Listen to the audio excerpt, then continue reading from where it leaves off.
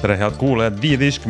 mai nimetud digisaade on teiega ja täna stuudioringis istuvad Hans Lõugas, Meelis Väljamäe, Glen Pilvre ja Henrik Roonemaa. Ja me räägime sellest, et me oleme saanud siin mitmekesi testida uut Eesti riigi äppi. Lisaks arutame seda, kuidas sel aastal on läbi üks ikooniline Eesti e-teenus, mida me oleme armastanud ja nautinud, aga enam varsti kasutada ei saa. Lisaks meie seast on mitmed käinud ja proovinud uusi tipptelefone, mis just välja tulid, turule tulid esimestena võib terves Euroopas ja lõpuks pommuudis, te saate laenutada e-raamatuid tasuta raamatukogust ja lugeda neid e-lugeriga. Me oleme välja nuputanud viisi, kuidas seda teha ja kui aega jääb, räägime ka Google'ist.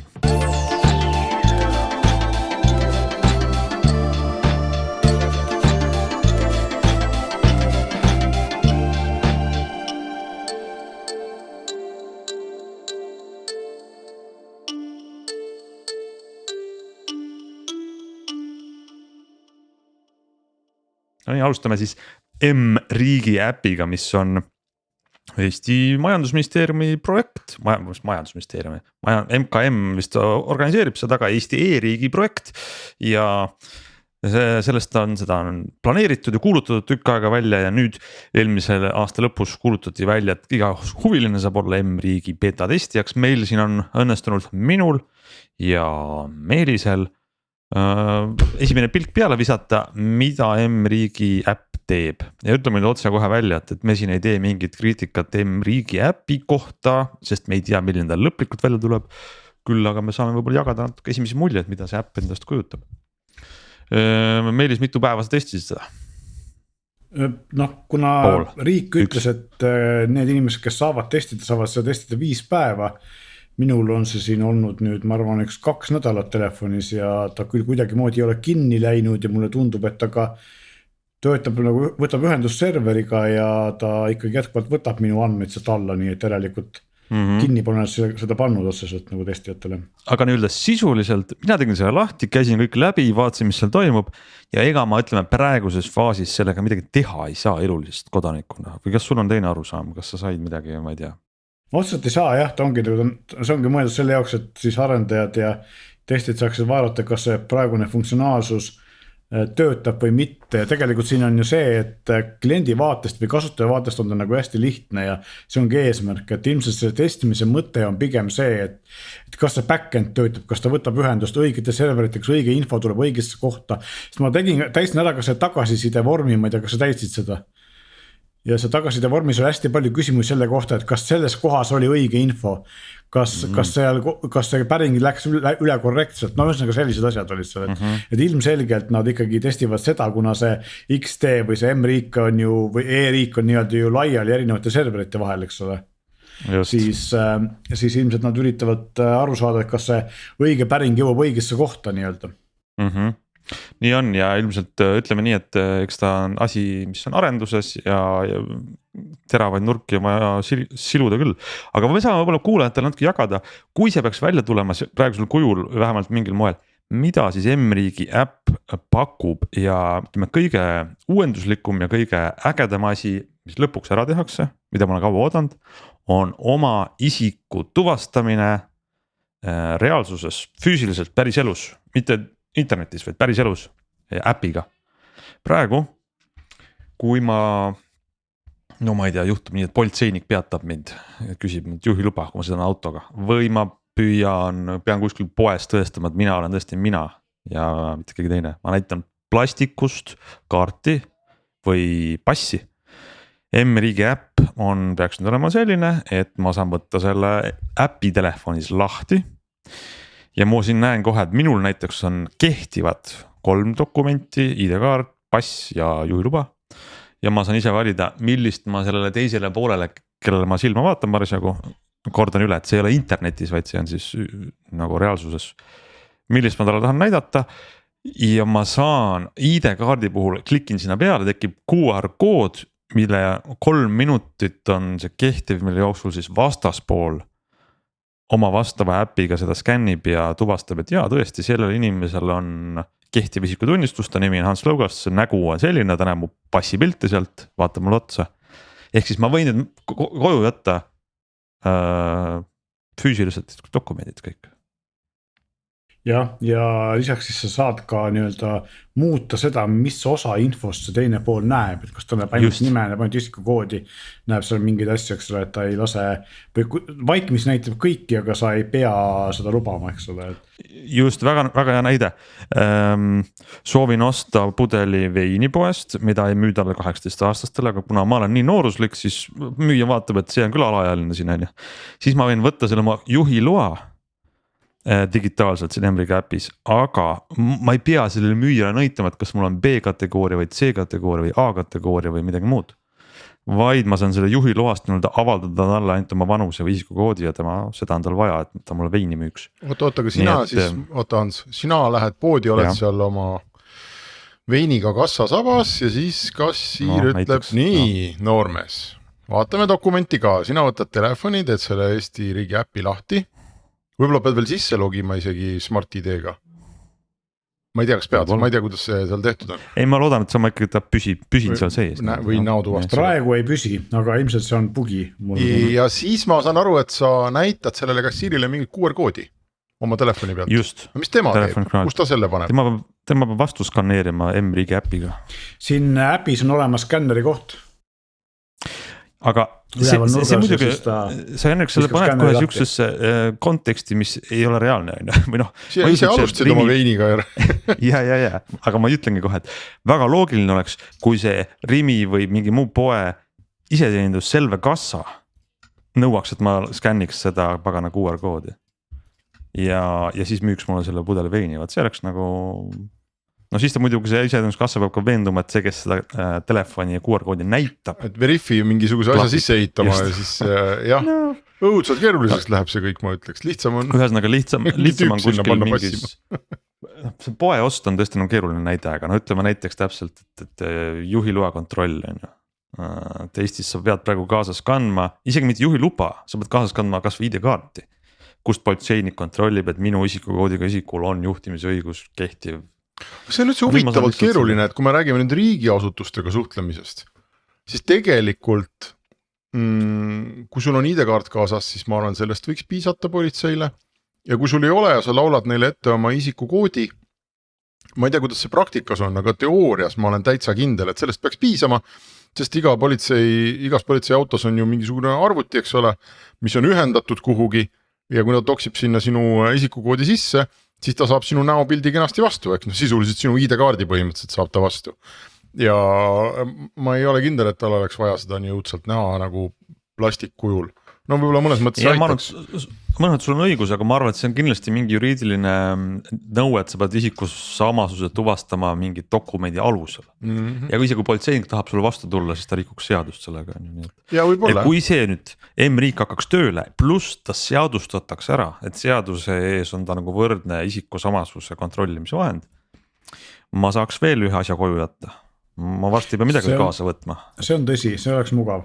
Ja ma vaatan siin praegu seda ka, eks ole, et ID-kaardi ja passi puhul ma näen ka enda pilti, aga lubadel ei ole pilti, eks ole, et ma ei tea, kas see on meelega niimoodi või see on lihtsalt jäetud ära, aga võib-olla polegi rohkem vaja, kui sul on kahel teisel dokumendil on pilt olemas, eks ole. Vaata igaks juhus. Ta näitab seda, et dokument kehtib. Kas sul plastiklubadel on pilt? Äkki sul on praakload. On, aga lihtsalt ongi see, et järelikult äkki polegi vaja, et kuna on kirjas, et kehtib, eks ole, ja sealt pildi saab sealt teise dokumendi pealt kätte. No ei tea ühesõnaga. Aga see on see dokumentid näitamine ainult ju üks osa sellest äpist, eks ole. Tegelikult kogu see mõte on see, et kõik need e-riigi teenused ja asjad oleks kättesaadavad mobiilses formaadis ja mugavamalt, et siin ongi töövõimetuslehed, hambaravi hüvitised, minu sõidukid, liikluskindlustus, retseptid, lapsed, eks ole, ja see on tõesti mõnus. Lisaks on anna teada, ma ei tea, ma ka proovisin, et sa saadki tegelikult ka meili peal omal teavituse, et sa oled teada andnud sellisest asjast ja pärast siis üritaks seda lahendada, kui tuleb ka mingi vastus sellele mingi aja jooksul, et kas see nii-öelda kirje või see asi, millele ma teada andsin, on pädev või mitte, eks ole, et see nagu töötas. Läks õigesse kohta ühesõnaga. Just. ja siis on seal all veel üks, räägime selle ka viimaseks ära, üks ikoon on veel nimega bürokraat, mäletate juba mitu aastat tagasi tuli välja idee, et sa saad vestluse kaudu suhestuda e-riigi teenustega. Ja seal on nüüd see kõige king pigistab ikka täiega, et pärast seda, kui meil tuli ChatGPT avalikkuse ette, siis on kogu see avalik taju selles osas, kui tark üks juturobot on läinud nii eest ära, et see kahjuks see bürokraat on seal täiesti nii-öelda vähe arenenud sellega võrreldes, ta ei oska midagi praegu teha ja vastab mulle täiesti mööda ja valesti. Kindlasti see on asi, mida me parandame, ma ei kujuta ette muud moodi, et see muidu see bürokraat ei tööta. Ja noh, mis puudu on näiteks ongi see, et kui ma vaatasin, näiteks on siin hambaravi ja proteesihüvitiste ajalugu või mingi selline asi, info ja seal ta ei näita mul näiteks seda, et kui palju mul seda praegu hetkel võimalik kasutada on. Ja samamoodi, kui ma võtan retseptid, siis ta näitab mulle kui retsepte ja ma saan filtreerida kehtivad ja müüdud ja kehtetud ja nii edasi. Aga ta selles üldises nimekirjas näita mulle mingi värvi või mingi muu asjaga, et millised mul kohe ma ei näe. Ei ole hoomata, milline on kehtiv ja milline ei ole. Siin on selles pisi asju, mida ja töövõimetuslehed, eks ole. Aga siin olid mingid asjad, mis on praegu meelde tule, mille peale mõtlesin, mida siin veel nagu võiks olla, aga ei ole just sellest digikassa, igasugused erinevad epikriisid ja nii-öelda need tulemused, mis mulle on antud, eks ole, et neid ma ei saa siit lugeda. See võiks ka siin olla. Ühesõnaga õiges suunas on mineks, on kinnine beta praegu, et ärge arvake, et see on valmis. Ja iseenesest, kui ma vaatan siia otsa, siis mina olen küll nagu positiivselt meelestatud, et mulle ta tegelikult meeldib või see suund kuuled lähevad. Mina ka. Arenguruumi küll on, aga suund on õige. Räägime teisest e-teenuse teemast ka veel kohe siia otsa. Ma ütleks, ikooniline Eesti e-teenus lõpetab töö ja selleks on siis meie kõigi ees- ja perenimeline Eesti e-maili aadress. Tehniliselt jah, on nüanss küll, et jääb tööle meie meili aadress, kus on isikukood, et eesti.ee ja tehniliselt tõesti see meili aadress ei olnud automaatne kirjakast, vaid see oli suunamise aadress. Aga ometi 1. novembrist sel aastal enam ei suunata edasi eesnimi.perekonnimi, et Eesti e-maili meile. Tekkiski see küsimus, et kuna sina tead sellest rohkem kui mina ja siis mis hetkel või millal kes seda kasutas, et minu teada 13 aastat, 2005 ma olen ka seal käinud ja ma olen edasi suunanud, eks ole, aga minu teada ei ole eesnimi perekonnimi või eesnimi.perekonnimi, sest minul on seal eesnimi.perekonnimi mingisugune random number lõpus ja ja lisaks on isikukood, eks ole, minu teada politsei, kes iganes saadab mulle ametliku info, ta saadab ikkagi isikukood, et Eesti peale, mitte selle nimelise peale, kes seda nimelist üldse kasutas. Et see jääb minu, milleks seda vaja oli, et see oli see küsimus. Ja teine asi see, et kuna minul seda ei olnudki, siis ilmselt on teisi veel, kellel on seal, kas nimi ei ole piisavalt unikaalne seal taga või on see, et mul on täpitähtega nimi, et seal on nagu mingi kood veel lõpus või number nii-öelda, et see ei ole, et kui suvaline inimene tahab minu nime, et Eesti saata, siis ta ei saa seda mulle antud juhul teha, isegi kui see töötas. No ütleme tõesti, diskrimineerib Jaan Tammesid ja teisi selliseid Sergei Ivanov, kellest on palju, väga palju. Aga mina ei kurda, ütleme niimoodi. Mul ei ole numbrit. Just, et selles minust ongi läinud mööda see, et miks see sulgemine on nagu nii suure kella külge pannud kui isikukood, et Eesti jääb alles. Seda nagu ei muuda midagi. Ei, aga see on teised otstarbed, ütleme isikukood jääb alles ja see on selleks tõesti, et riik saaks just sinule unikaalse isikule saata need kirju. Miks Eesti e-maili aadressite suurem üldse tehti? Hea küsimus, aga lenduda läks sellisena, et sa kasutad teda unikaalse identifikaator internetis, e-posti aadress on parim konto meili aadress on ju. Ja kui sul on võimalik teha unikaalne selline, mille domeen on, sa tead, et see on usaldusväärne, see ei kao kunagi ära, mis osutus küll valeks, see kaob ära on ju, et me uskusime, et see ei kao kunagi ära, sa lisata ja seod oma kontot sellega, seda domeeni ei saa ka, kuidas öelda, teenusepakkuja põhja lasta, seda ei saa kaaperdada sult, noh see on, kui Eesti riik püsib, siis püsib ka mul see unikaalne minu kasutaja tunnus. Kahju, väga kahju on ja Riia kommentaar sellele on selline, kuidas öelda, optimiseeritud eelarve kommentaar, et seda ei ole mõistlik ülal pidada teenust, see on ära elanud ja kindlasti on tehniliselt sellise üle miljoni erineva meiliaadressi suunamiseks kas või ülalpidamine keeruline, aga see on, ütleme see tehniline tase, et kas ja kuidas seda teha, siuke nagu e-riigi omaniku seisukohast ja mina kui kodanik olen omanik, ma ütlen, et see on unikaalne teenus. unikaalse nimega inimestele siis eriti.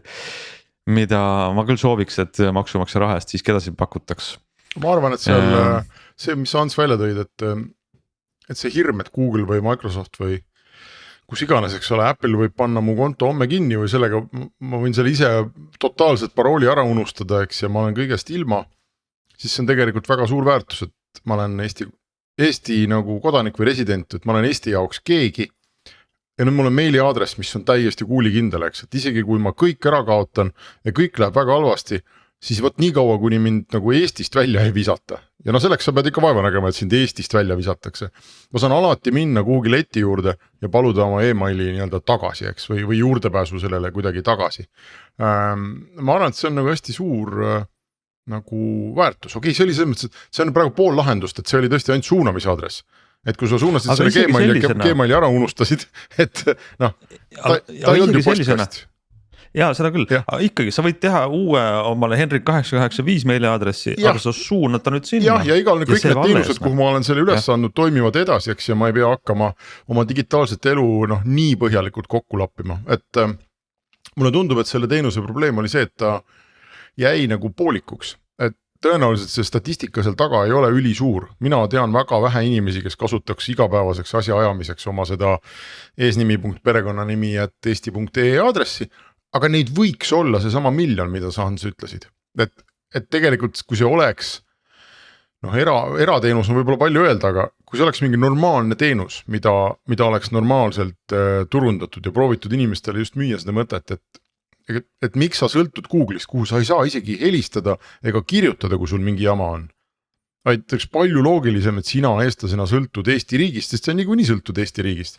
Ja et ka sinu digitaalsed identiteedid on seotud sellega, ja seal on muidugi terve hulk igasuguseid küsimusi tekib nagu privaatsusega ja et kui ma arutan oma advokaadiga, kuidas makse optimeerida näiteks, või ma ei tea, mis iganes, eks ole, asju, et kas ma siis, et kas ma peaks seda tegema või kellel mis õigused või kui krüptitud see on, aga see on iseenesest nagu kõik lahendatav, nii et ma arvan, et see oli selles mõttes nagu käest lastud võimalus, aga teistpidi ütleme, et turg on kõnelenud ja turg ei taha seda ja see oligi natukene keeruline ja arusaamatu asi ja ma just ükspäev mõtlesin, et mis on inimeste sellise nagu tehnilise IT-otsuste tegemise nagu level ja ma mõtlesin, et see on täiesti olematu level, et üks otsus on see, et mis seadme ma endale ostan, mõni uurib hästi palju ja ostab midagi, eks ole, ma arvan, et väga suur osa läheb ja ostab midagi või saab mingi sooduka või midagi sellist. Aga siis edasi tarkvaraliselt, kunagi vähemasti oli tehnilise keerukuse tase inimestel see, et nad vahetasid näiteks telefoni helina ära. Ma arvan, et seda väga palju enam tänapäeval ei juhtu. Ma kuulen kogu aeg samu helinaid või nad ei helise üldse. Ja siis ma mõtlesin, et kas taustapildi vahetamine on selline nagu see üks IT-otsus, mida siis nagu inimene teeb. Sest paroole nad ka ei vali, me teame kõik, on ju. Et seda otsust ka inimene nagu tegelikult IT-otsust oma elus ei tee. Ja mulle tundub, et osad inimesed vist, mida nooremad, seda suurem on tõenäosus, et nad vahetavad neid taustapilte. Ma vaatan oma laste pealt, et nad vahetavad seda 3 korda päevas. Aga ma arvan, tavaline inimene, kes pärast poodi peab minema või pärast tööd peab minema poodi hakkliha ostma ja lastele süüa tegema, ta ei vaheta seda taustapilti ka. Ehk inimesed ei tee IT-otsuseid. Ja ma arvan, et see teadlik olemine sellest, et on mingi Eesti aadress ja ma saan seda kuhugi suunata, ma pean kuhugi logima ja see ei jõua nagu kohale. Ja võib-olla siin on nagu õigem, et Riia tõstab käed püsti ja ütleb, et okei, fine, et ärme siis tee. Ma ütlen siia lihtsalt ka ühe kommentaari ja lõppu, et kui selle meiliaadressi ja kontoga või sellega seoses justkui, et meil võikski olla Eesti selline riigi ühtne aadress ja kõik seda hoogsalt kasutavad, et tegelikult on ikkagi maailm jõudnud minu arvates sinnamaani välja, et ükskõik mis aadressid meil on, siis kusagil seal taga tiksub põhimõtteliselt vist ma ei tea 80% inimestel Gmaili aadress ja võib-olla ülejäänud 20 siis iCloud või me.com, kui nad seda kasutavad või on need protsendid vastupidi või minu jutu sisu on nagu selles, et me oleme paratamatult seotud nende suurte kommertsettevõtetega ja me kasutame just nimelt neid meiliaadressi, sest me oleme nende ökosüsteemis ja sellist süsteemi ei paku ükski riik sõltumatult. Nii et nii lihtne see tegelikult ongi, et nii on, aga ma väike kommentaar veel siia lihtsalt uudisena. tervitused sotsiaalmeediasse Martin Paljakule, kes leidis, et kui sa nüüd üritad oma Eesti meiliaadressist lahti saada, siis see ei ole üldse nii lihtne, et küll ühe käega riik keelab, aga teise käega on mingi segadus. Näide, rahvastikuregister, selleks, et üldse rahvastikuregistrit kasutada, on sul vaja ühte meiliaadressi ja seal, kui sul on eesti.ee meiliaadress, seda ei saa eemaldada sealt, sa pead saatma mingi e-kirja kellegile töötajale paluma, teha palve, digiallkirjastada selle palve. Okei, kui see on seal sinu kontaktiks määratud, selles mõttes ei saa ära võtta. See on automaatselt, ma just logisin sisse, mul on automaatselt pandud minu eesnimi perekonnime Eesti on seal. Palume saata digiallkirjastatud avaldus, ma saan lisada ka muu, aga ikka seda ei saa eemaldada Eesti. See jääb ikka sinna alles, seda on võimatu eemaldada, nii et loodame, et siis rahvastikuregister saab siis paarsada tuhat digiallkirjastatud kirja, kui on nii palju kasutada. Okei, aitab siis. Ma jätan südame süvasti selle meiliaadressiga, mis siis ikka, olgu. Kuule, Meelis ja Glen, teie saite tuttavaks hoopis uute telefonidega, kas on tõsi? No vastab tõele, kaameratega, mis on telefoni külge ühendatud. Uued kaamerad, mis on ühendatud telefoni külge, no millega on tegu ja kuidas, mis need on? Palju vaeva näinud või palju ohvriks tehtud Hiina tootja Huawei näitas Münchenis oma uusi, tegelikult ühte uut telefoni, mis ka Eestis müügile tuleb ja siis teist, mis oli eriti äge, mis tuleb Euroopas müügile, aga Eestisse ei jõua, sest on nii kallis. Ehk siis Mate X3 volditav telefon on see, mis ei tule Eestis müügile ja see, mis tuleb Eestis müügile on P60 Pro ehk siis see legendaarse Huawei B-seeria kaameratelefonide nüüd kõige uuem liige, et kas see B60 väga head telefonid andmete poolest. Küsin kiiresti vahele, et kas see B60 Pro on see, mille taga küljel on mingi pannkook?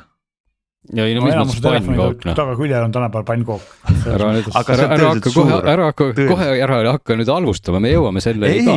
Ma lihtsalt tuvastan, et see eristan teda sellest. Ma ei oskagi sulle praegu öelda, sest ta ei ole nagu eristub. Ei erine minu arust teistest sarnastest toodetest selle poolest, et tal on suur objektiivi rõngas taga, aga tal on muideks kõvasti väiksem kui mõnedel teistel. Kui juba Meelis hüppas juba pea ees kohe siia sisse detailidesse või oli see Ants, siis ma ütleks kohe selle suure objektiivi kaitseks, mis seal taga on, et tegemist on tegelikult väga valgusjõulise objektiivi, millel saab muuta ava, et seda ava sai ka muuta siin mõnel Samsungil kuskil varasemalt ja Huawei puhul on see nüüd varieerub vahemikus, oli vist F1,4 kuni mingi 4,8 või 4,0, ühesõnaga mehaaniline ava muudetav, muidugi see, et seda ava saab väiksemaks panna, see tähendab lihtsalt seda, et sa saad siis võib-olla natuke teravamaid ja väiksema või suurema teravussigavusega pilte, aga loomulikult see valgusjõud on sellel objektiivil väga-väga suur ja seda muidugi, just seda nagu nad ka oma presentatsioonides väga rõhutasid, et mis nagu võib-olla välja ei paista, ongi see, kui hästi see objektiiv laseb läbi valgust ja muidugi võrdlesid seal siis seda nii-öelda no-name smartphone Pro Maxiga ja siis veel mõne smartphone Ultraga ja tõepoolest need võrdlused ikkagi olid üsna muljetavaldavad, et valgust mahub sealt ikkagi tõesti läbi kordades rohkem kui parematel konkurentidel, seal taga on endiselt siis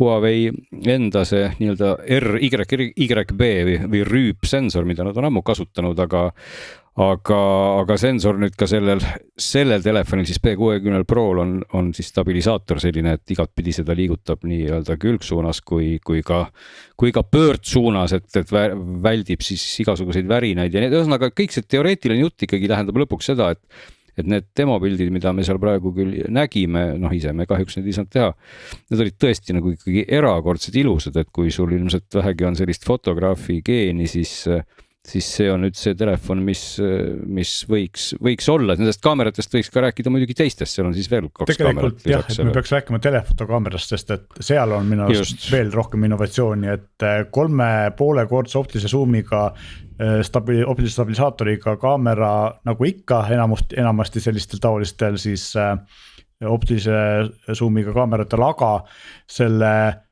F-number on läbivalt 2,1, et enamasti 2,1, optilise suumi kaamerat on ta 3,5, 4, eks ole, noh midagi sellist, et see võtab ka ikka kõvasti rohkem valgust vastu. No siin võikski öelda jah, et ega võrdluseks jällegi, kui me võtamegi siin iPhone Pro Maxi 14, eks ole, et sellel peaks olema see number jah, kindlasti üle 3 ja optiline suum on tegelikult 3-kordne ehk 77 mm, et sellel Huawei P60 Pro'l optiline suum on siis nagu vastab täiskaadri 90 mm ja ta on siis tunduvalt valgusjõulisem ehk kokku mahub sealt siis läbi ligi 5 korda rohkem valgust kui siis iPhone Pro Maxil, eks ole, et see on ikkagi, see on väga-väga märkimisväärne ja samamoodi ka on pimedamad ja lühemad ka Samsungi objektiivid, tõsi, Samsungil on küll 10-kordse optilise suumiga kaamera ka, aga no Huawei'l on see-eest selle kaamera taga ka 48 megapiksline sensor, ehk et kui siin enamik konkurentidel seal telekaamera taga on siis 10 või 12 megapiksline sensor, siis kuna seal on Huawei'l palju piksleid, siis sealt ta ikkagi hammustab ka umbes 100-kordse suumi veel, noh kui hästi see 100 nüüd praktikas muidugi välja näeb, aga põhimõtteliselt jah, nad ei ole siis sinna pannud nii ülipikka suumi, aga pigem on see väga valgusjõuline, aga see on endiselt siis ikkagi selle periskoop põhimõttel, nagu siis tavaliselt on olnud see 10-kordne suum, et lihtsalt mahutada see suur optika sinna sisse ära, eks ole, nii et ta on ikkagi telefoni sees on siis väike periskoop jah, noh ta on ikkagi nagu telefoniga tasapinnalised 2-45 kraadist prismat siis seda valgust seal moondavad ja seal taga siis ka on see optiline stabilisaator siis noh, nii-öelda saanud ka uue telje juurde, et kui muidu liigub ta nii-öelda üles-alla vasakule paremale, et siis see on ka võimeline liikuma nagu noh, kuidas ma ütlen siis pöörduma, eks ole, et liigub ka siis nagu pöördtelje peal, mis peaks võtma ära veel rohkem värinad, nii et põhimõtteliselt kõik need tehnilised andmed ikkagi viisid selleni, et need pildid, mis sealt nii-öelda välja on võimelised nagu tulema, noh need olid nagu erakordsed, et me seal noh vaatasime kõrvuti näiteid, mis tõesti olid tehtud konkurentidega, hämaras seal fotod ja noh, kõik see kokku ikkagi me jõuame jälle välja sinnani, et Huawei'l on jalaküljes suur pomm nimega, et ei ole Google'it, eks ole, aga sellest hoolimata nad jooksevad mõnes mõttes kiiremini kui kõik teised, eks ole, ja ei kavatse üldse nagu peatuda. Arvestades seda pommi, siis on nagu üsna, mis on jalaküljes ripub, on üsna fantastiline, kui kiiresti nad tegelikult üritavad joosta, eks ole. Ja kus ka jooksevad. Ja jooksevad ikka nagu täiega. Ja no, nad muidugi ikkagi seal keynote'i lõpus rääkisid, kui meeletult committed või nii-öelda, kui tohutult nad arvestavad ikkagi Euroopa kasutajaga, Euroopa arendajatega ja kui palju nagu need järjest ehitavad juurde uusi arenduskeskusi Euroopas, eks ole, üritasid nagu väga ikka see Euroopa ees ja taga. Aga meenutage mulle korraks, mis seis on 5G-ga Huawei'l? Huawei ei tohi toota 5G-ga seadmeid ja sellepärast on ka siin Qualcomm'i protsessor, kuna seoses teiste sanktsioonidega Qualcomm ei saa toota enam enda protsessoreid piisavalt kvaliteetseid, siis nad kasutavad Qualcomm Snapdragon 8 plus Gen 1 ja selle 4G versiooni. Ehk siis Huawei ei tohi kasutada ka Qualcomm'i 5G. Just, see on sanktsioonide all. Küll aga see on nagu väga suur pomm seal jalaküljes neil, lisaks selle, et neil jälle Google Play teenused, ehk siis kõik nende asjade kasutamine on Eestis see telefoni kasutamine on hästi keeruline, eks ole, et on mõned äpid, Lidl Plus on Eestis olemas ja isegi tegelikult Smart ID on olemas Huawei App Galleris ja aga ikkagi neid on vähe, eks ole, nii et no ma selles mõttes natukene ütleks Huawei kaitseks, et seda nagu kui sa seda kasutad, kuna ma tean mitut inimest, kes kasutavad ja on täiesti elus ja päris inimesed ja suhteliselt rõõmsad, et nad saavad sellega hakkama küll, loomulikult seal on momente, millega sa pead arvestama. Ta vajab ikkagi nagu keskmise suuremat tehnilist teadlikkust. No, lähme tagasi nagu, mida Henrik mainis eelmises etapis, et inimesed ei vaheta isegi taustapilti.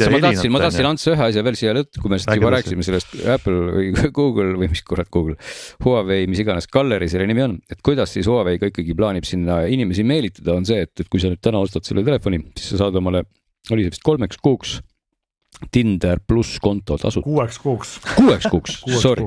6 kuud Tinder pluss. Saad 6 kuud leida kogu aeg uue kaaslase endale. Kuigi telefon ei ole Androidiga, aga sa pidad leida selle ühe ja ainsama sealt meres on palju kalu, aga sa jääd selle ühe arvusama, kes selle Huawei telefoni tõttu ei vaata valesti. See võib tunduda naljakas, aga selline pakkumine on, pluss siis nad pakuvad ka seda Huawei siis pilvesalvestusruumi ka seal mõni kuu siis tasuta 200 gigabaiti. Tegelikult neil oleks nagu üks võimalus teha, mida nad ei tee, seda, et müüa siis neid telefone kas või nulliga või nii-öelda, et meelitada nagu hea hinnakvaliteedi suhtega, aga nad ka müüvad oma asju ikkagi väga kallilt, et ma ütleks, et kohad isegi kallimad kui konkurendid. Ka see P60 kõige soodsam mudel on, eks ole, seal 1200 eurot ja see volditav telefon, mis on väga äge, millest me kohe rääkima hakkame, see maksab 2200 eurot.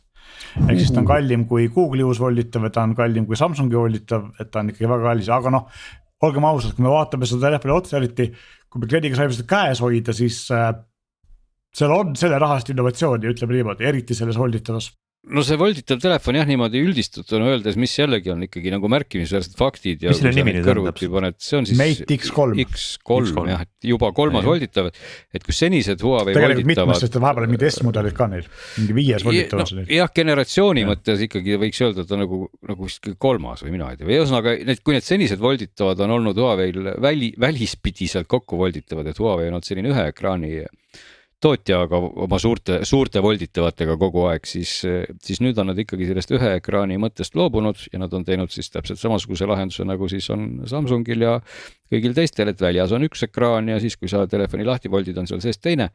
Aga mis selle kogu asja juures on ikkagi irooniliselt naljakas või mis iganes sõnu siin kasutada, on see, et kui jälle võrrelda selle nii-öelda tundmatu nimega Pro Max 14 telefoniga, mida nad seal ka võrdlesid, ja kõik saavad aru, mis telefonist käib jutt, eks ole, siis nende volditav telefon on grammi võrra kergem sellest Pro Maxist, siis on sellel suurem aku, 4800 versus mingis 4100 ja kogu selle asja juures on seal sees veel teine suur ekraan, kui sa selle telefoni lahti keerad ja ta on ka õhem, no see on täitsa ebareaalne. No. Ja eks ta on volditav telefon, mis on kergem kui konkurendi mitte volditav telefon. Just, no jah, et kui konkurendi tipp mitte volditav telefon on väiksema akuga ja raskem, kui on siis üks, milles keskel on veel 2 ekraani, et see on tõesti nagu ikkagi, noh, see on nagu pehmelt öeldes naljakas ja kui sa seda telefoni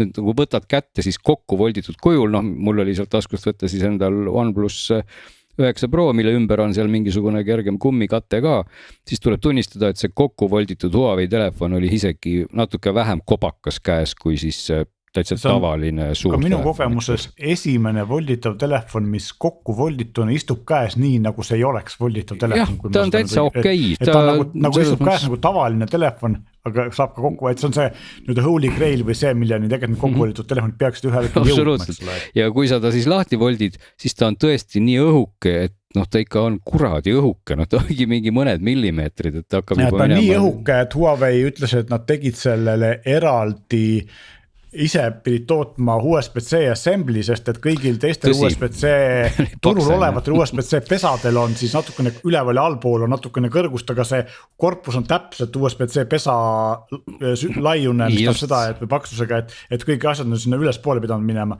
Ja ma siin oma ülevaates või selle siis hands-onis kirjutasin ka seda, et ilmselt järgmine liigutus saabki olema see, et kui keegi tahab teha veel õhemat, mis ilmselt tuleb, siis nad peavad kas tegema ainult juhtmevaba laadimise või siis mingi pogopinnide või muud asjadega, et pesa sa enam kasutada ei saa lihtsalt, eks ole.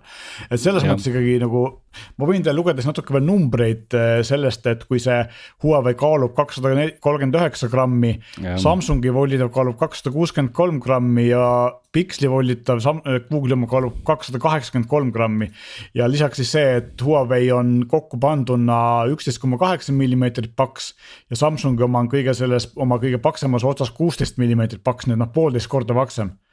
Et see on ikkagi saavutus oma. Ja noh, seal juures on ka tegemist siis täiesti uputamiskindla telefoniga IPX8, kui ma ei eksi, et tolmukindlust nad küll ei ütle. Ja lisaks siis samamoodi, eks ole, et kaamerad ja asjad, et tal on samuti kolmekordse optilise zoomiga kaamera pluss siis täitsa korralik 50 megapiksline kaamera, mis ei ole küll nii hea kui P60, aga siiski piisavalt hea, eks ole. Tavaliselt volitavate telefonidel need kaamerad kannatavad. Kõik on olemas. Kiire juhtmeva laadimine on olemas. Muide sellest ma ei rääkinud jah, et see ka nii-öelda P60 loomulikult oli vist juhtme vaba oli 50 vattine ja juhtme ka oli 80, et ikkagi need on numbrid, mis ületavad konkurentidega jälle kordades. Ja sellel on siis 66 juhtmega 50 juhtme vaba. Nii et iseenesest nagu sellist tehnika või sellist rauarevolutsiooni tuleb sealt ikka veel oma jagu. Ja noh, ka see sisemine ekraan on siis kaetud muidugi mingisuguse üüberkattega, mis ei kriimustu ja välimisel Huawei kasutab mingid oma Hiina päritolu, mingid Kunlun klaasi, mis väidetavalt on siis kuna jälle... Corningu klaasi kasutamine on neil sanktsioonid keelatud, eks ole. Et mis on siis väidetavalt muidugi mõõtmatult kõvem kui kõik muud klaasid, nii et tõesõnaga kogu see jutt ikkagi nende telefonide osas päädibki sellega, et kui me kujutaks ette, et Huawei'l täna oleks võimalik Androidi ja Google'i asju niimoodi lõdvalt kasutada, siis oleks ikka hoopis huvitavam lugu, et praegu nagu konkurendid lihtsalt võtavad rahulikult, sest kuskil kõrvalrajal jookseb mingisugune idioot neist kiiremini, aga ta ei saa mööda, sest tal on see pomm kogu aeg jala küljes. Kui sa sisemisest ekraanist veel rääkida korraks, siis seal on, nad kasutavad sellist asja, mille nimi on, ma ei tea, kuidas eesti keeles öeldakse, aga non-Newtonian materials, ehk siis mingid metamaterjalid, eks, mis nende väitel töötab niimoodi, et kui sa seda katsud õrnalt või nii tavaliselt puudutad, siis ta tundub pehme ja kui sa lähed sinna kineetiliselt ehk siis suurema kiirusega puuduta, siis ta on kõva. Et löögikindlam, eks ole, et see on nagu huvitav lahendamine. No see on, ütleme, samast materjalist on mingisugused igasugused kaitsmed, mis pannakse mootorratturite pükstesse, nagu ma ise tean oma pükste põhjal, et see ongi selline müstiline viskoosne materjal, mis jah, kui sa lööd, nagu tegelikult natuke nagu vesi, eks ole, et vesi on ka siuke maagiline materjal, kui sa ikka sinna 100 kilti tunnis hüppad pea ees, siis see on halb, aga kui sa lähed sulpsti, siis sa vajud kohe põhja, nii et tõesõnaga seda innovatsiooni on metsikut ja ma just enne vist kuidagi ütlesingi, et Huawei on nagu eas mõttes, ma ei kasutaks sõna nagu lollpea, aga just vastupidi, et Huawei nagu on selline nagu nii järjekindlalt näitab, kui hästi ta teeb tegelikult tehnoloogiat kõigist nendest piirangutest hoolimata, et see tundub nagu täitsa kohati selline ebamõistlik käitumine, et nad oleks võinud justkui ammu lüüa ju käega, et tegutseme Hiinas edasi ja aitab küll, aga nad kaugel sellest, et täna pigem juba on ikka olukord, et hakkab tunduma, et kui Google ja see nii-öelda läänemaailm veel kaua ignoreerivad, siis juba lõpuks me kasutamegi siin 6 kuud seda Tinderit ja hakkame hoopis enamikku äppe sealt Huawei äpp gallerist varsti tõmbama. Rääkisid ju pikalt sellest, kui kõvasti nad panevad tähelepanu pööravad sellele oma tarkvara poele ja selle äpp gallerile. Ja mille numbrid on kasvanud ju metsikult. Eks siis siuke Euroopas populaarne chatirakendus, WhatsAppi konkurent Viber, eks ole, et nende... Viber ikka veel eksisteerib. Ja Viber ikka eksisteerib, kasutatakse üsna palju ka enamasti küll siuksed Ukraina ja vene keelt rääkivad inimesed, aga siiski väga populaarne on. Ja selle siis arendusjuht käis ka lava peal ja rääkis, kui tore see asi on ja kui palju Huawei neid aitab ja kui edukad nad seal App Galleris on ja nagu näha, kui ütlen, kui juba Smart ID seal on, siis jälle mingi kriitiline selline turuosa neil ikkagi on, et keegi viitsis sinna asju teha järjest rohkem. No, neile makstakse Meelis, ma arvan selle eest. Nad ei istu ise ja ei tule üks päev mõttele, et teeks sinna äppi ja ma arvan, et need on mingid teistsugused koostööd. Aga see point oligi selles, et nad üritavad nagu nii-öelda verininnast väljas kas või siis makstaseks selle sinna ikkagi seda oma platvormi nagu laiendada. Ja no makstesse saabki jah. Ma tegelikult tahtsingi küsida, et te mõlemad olite seal nagu Huawei üritusel, et mis see meeleolu oli või mis see pikk plaan nüüd siis nagu on ikkagi, et sellest ma saan aru, et kui meil on terve Venemaa, eks, mis on kuidagi keelu all, aga tegelikult ka ega nad seda Snapdragonit ka vist sinna ei tohi saata ja üldse, aga et kuskil on mingid inimesed, et kes on võib-olla valmis või sunnitud ütlema oma harjumuspärasest sellisest Android, iPhone valikust nagu lahti ja sealt on võimalik siis ka kohalikud need äpi arendajad, eks ole, pardale osta või saada või ma ei tea, et siis sul on mingi lootus mingit platvormi nagu ehitada, aga välja kujunenud turgudel mul on nagu üliraske seda ette kujutada, et nad kolmanda platvormiga läbi lööks. Üks nagu lootus ongi see, et äkki nad saavad ikka piisab populaarseks ja piisab palju äppe, et seda saab nagu muuta seda status quo'd või seda duopolit, seda on ise nagu rääkisid, konkurents on aga hea. Aga nad ei saa seda enne, kui Joe Biden otsustab. No see on üks asi, teine asi on muidugi see, et seda on ilma Google'ita nii-öelda siis, aga mulle tundub, et nad vaikselt ikkagi loodavad, et ühel hetkel need sanktsioonid nagu kaovad, eks ole, et nagu tundub, kõik see vibe käib sinna poole, aga ja see ongi kummaline, et tegelikult mina olen nagu nii aru saanud, et näiteks ka teistel oli sama probleem, näiteks Microsoftil keelati ära, eks ole, oma tarkvara Huawei'le müümine ja Microsoft siis taotles luba või seda nii-öelda erandit ja sai erandi ja nad müüvad praegu Windowsit ja Huawei tuleb Windowsi arvutid välja järjest, eks ole. Et Google ei ole seda erandit taotlenud, miks nad seda ei ole teinud, ei oska öelda. Aga samas ikkagi siin peaks ütlema seda, et see sama küsimus, Henrik, mida sa küsisid, see küsimus oleks olnud erakordselt põhjendatud mingisugune 3 aastat tagasi, aga täna on olukord, kus on näha, et Huawei'l nagu see hoog pole absoluutselt raugenud, absoluutselt, selles mõttes, et nad on kasvatanud metsikult oma App Gallery turuosa, nad on teinud tehniliselt metsiku progressi ja ma arvan, et nüüd lähiaastatel nad kohe kindlasti mingit pidurit ei vajuta. Aga mulle tundub, et see probleemiks saab neil rohkem järjest see tehnoloogiline või nii-öelda patendi või litsentsi probleem, kui see tarkvara probleem, et selle App Gallery'ga nad võivad ju üritada lammutada ja isegi sinna saada midagi, aga kui nad ei saa ikkagi praegu 5G-d ja nad ei saa Gorilla Glassi ja nii edasi, eks ole, et kui see nendega edasi läheb ja mida rohkem tehnika areneb, seda rohkem suurem see mahajääbus võib tekkida, et võib-olla see on neil suuremaks probleemiks. No jah, aga ikkagi nagu, mitte, et ma tahaks kuidagi praegu mingit Huawei kaitsjaks osutuda, aga ma nagu näen nende suhtumise pealt, et neil igal juhul absoluutselt ei ole plaanis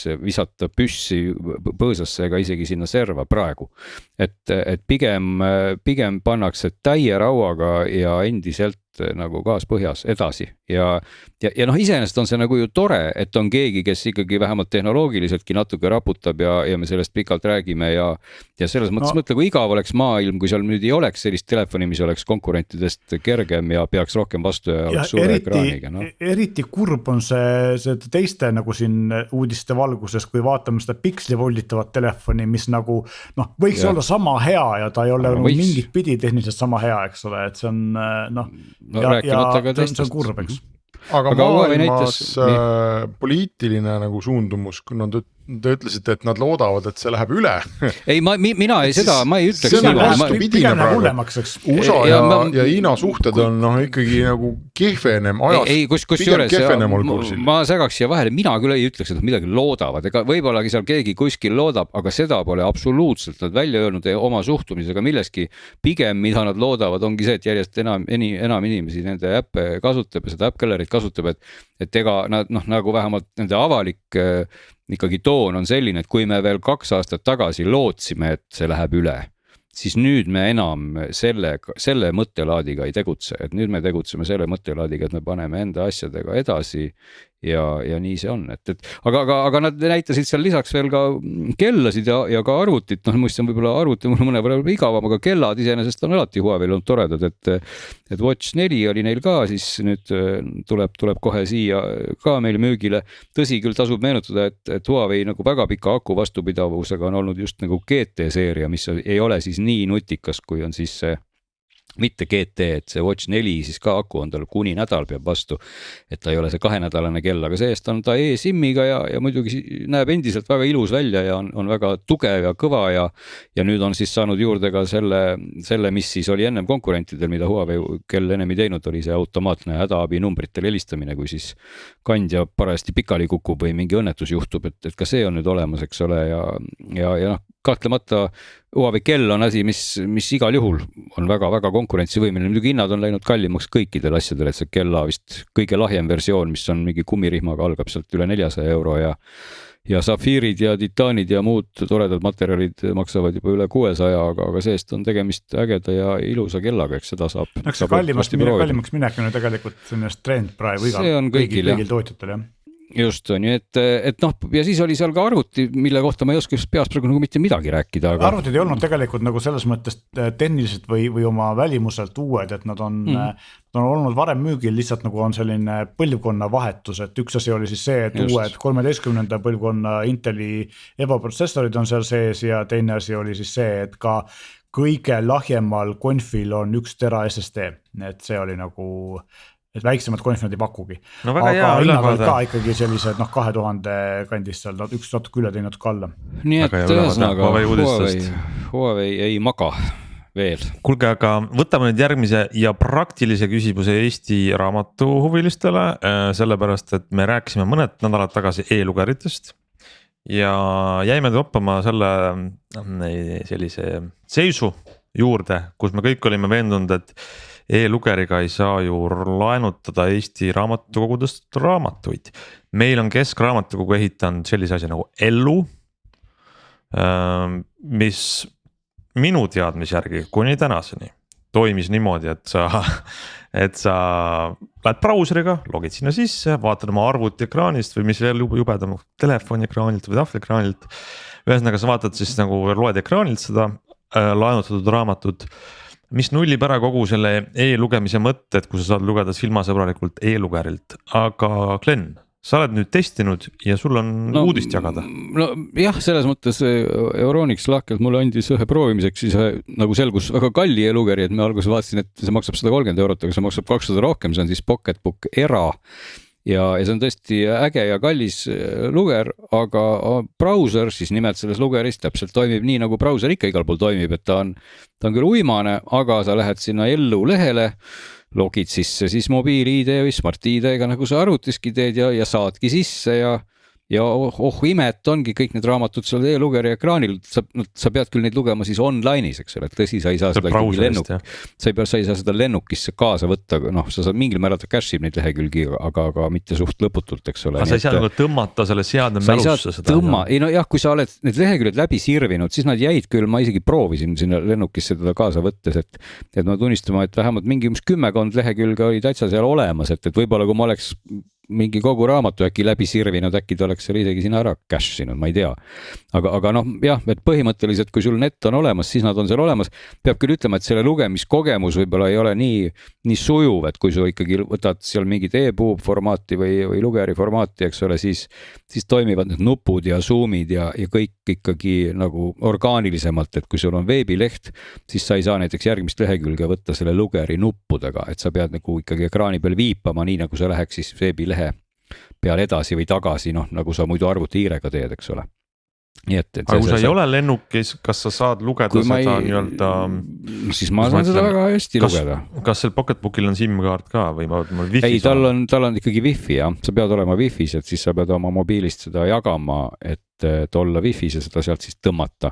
Aga see kõik on nagu väga tehtav, et ma sealt mõned raamatud laenasin prooviks ja nad olid loetavad, et saad ka seda tähesuurust siis muuta nagu brauseri seadetest, et kui suur see tähekõrgus sul parajasti on ja leheküljed formaatusid või kujundusid sinna lugerisse täiesti loetavatena, nii et selles mõttes täpselt nagu väikselt tavaliselt tahvlilt Androidiga või iPadiga siis saad ka selle e-lugeriga lugeda, küll aga ta on ikkagi uimane, et seda peab muidugi inimestele ütlema, kes nüüd kujutavad ette, et kui ta rabab nüüd selle e-lugeri omale pihku, et siis kõik liigub selle valguskiirusel, et kaugeltki mitte, sest see ekraan ikkagi aeglaselt reageerib mõne võrra ja viibetele ja vajutustele ka, et ta ikka ei reageeri nii ruttu, eks ole.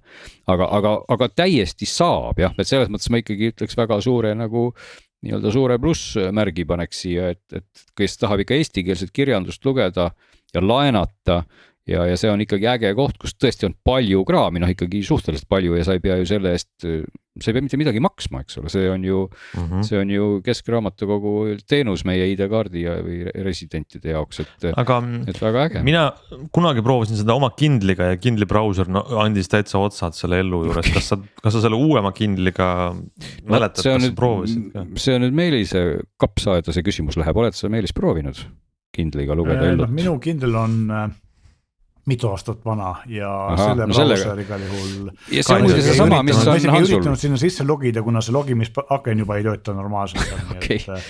Selles mõttes jah. Me peaks siis proovima mõne uuema. Uuema Kindliga võiks proovida, ma võib-olla üritan seda teha, et ma tegelikult võib-olla saaks seda proovida, aga iseenesest jah, et selle vanemaga, mis mul on, ei olnud nagu väga. Küll, aga jääb siga küsimus õhku, et see konkreetne luger siis, eks ole, nagu ma mainisin, on ikkagi nende tippmudel, mis on ka märkimisväärselt kallis, et kui nüüd võtta siin midagi odavat, et kas see ka nüüd toimiks, seda peaks siis võib-olla nüüd jälle proovima, et aga. Ja mul on ka endal plaanis ikkagi proovida ühte Androidiga e-lugerit, et vaata, mis see teeb, eks. Võiks siis toimida. Igal juhul seal autentimine töötas, Smart-ID-ga läksin sisse ja kenasti jäin sinna ka sisse, ei pidanud enam uuesti logima, kui välja tuled või tulin ja nii et natuke juba saab rohkem, kui siis lihtsalt raamatuid tõmmata. Oota, Glen, aga kas see vidin on Androidiga või mis asi see on? Mul pole aimugi, mis siin sees on. See ei ole Androidiga. Mingi oma asi. Osad on need ka need e-inkiga Androidid on olemas. Ma ei tea, kas need Eestis müüakse, aga neid saab osta. Ma olen kuulnud inimesi, kes muljatamas, kes on proovinud e-inki peale Androidi kasutada ja te võite ise ette kujutada.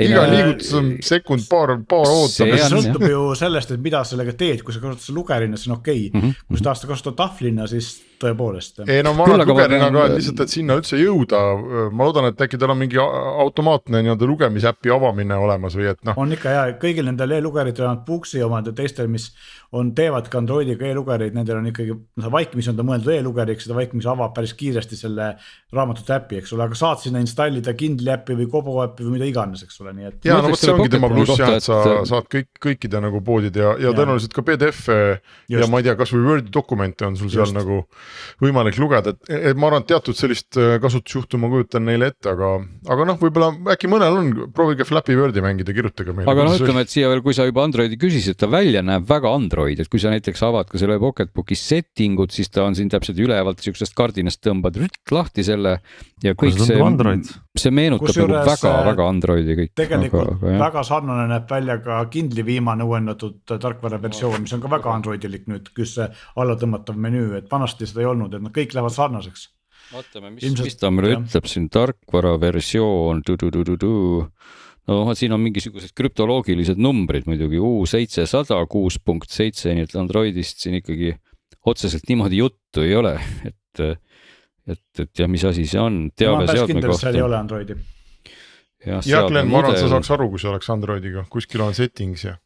Ei no ma just siit praegu kaevan selle jutu peale, et siit lõpus tarkvara kohta, aga tõesti siin vähemalt sõna Android nüüd ei maini ja ilmselt siin on ikka mingi oma asi, aga see näeb, noh visuaalselt on nad üritanud sinna selle teha oma nende menüüde ja kõigi asjadega, nii palju kui neid sul üldse vaja siin oleks, eks ole, sest et siin kodulehel on sul ka raamaturiiul ja audioraamatud ja muidugi ta loeb muide ette ka, mis on päris kasutatav, et küll mitte kahjuks ei ole eestlast, aga sa valid siit soomekeelse tädi ja siis ta luges eestikeelseid raamatuid täitsa sellise armsa soome aktsendiga, mitte üldse nagu robot, vaid täpselt nagu sinu Soome sõbranna loeks sulle raamatuid ette, natuke selline keskealine ja vanem, aga see-eest selline rõõmus ja soe ja sai, noh, et mulle nagu see omadus ka täitsa nagu meeldis, et ma tahaks võib-olla minna kusagile, kus ma ei saa lugeda, siis ma ütlen, et palun väga, et hakka mulle ette lugema, aga jah, veel toredam oleks, kui seal oleks mõni eestlane, et ma proovisin ka Lätist oli Oskars, aga Oskars luges eesti keelt kehvemini kui, mis selle Soome tädi nimi oli, igal juhul soomlane, kas Loviise või kes iganes ta oli, luges paremini, et selline tore funktsioon on seal Pocketbookil siis ka. Väga hea. Mul on selline küsimus, et kas me tõmbame tänaseks otsad kokku või kellelgi on veel midagi väga hingel, kui ei, siis ma arvan, et me tegelikult katsime täna nii palju teemasid, et jätame püsirohtu natukene salve alles järgmiseks nädalaks. Seega ootame teid kõiki tagasi kuulama, rääkima, nimetu tegi saatega nädala aja pärast. Seniks aitäh!